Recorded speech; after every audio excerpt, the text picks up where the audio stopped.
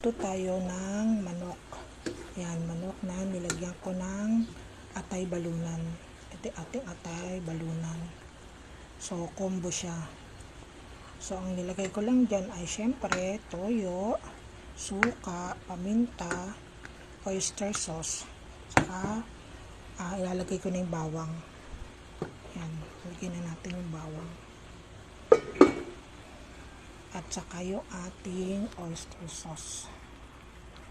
Para habang pinapakulo siya ay may lasa na siya. Diba? Yan. Natin.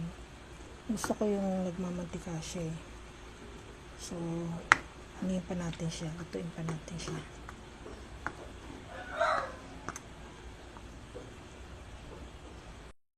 Yung panimpla dyan ay dato puti, toyo. Ayan.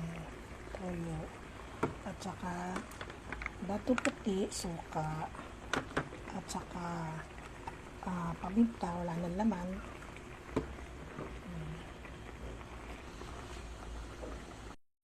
Tayo ng konting asukal. Ano to, pambalance sa lasa. Konti lang. Yan. Guys, huwag natin kakalimutan ating secret ingredient, sili.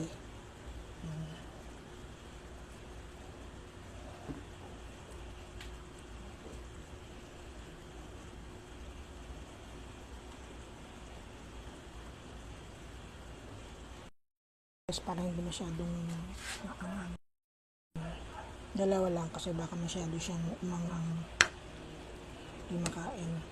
Pero mamaya pa natin yan hanguin kasi gusto ko nagmamantika siya.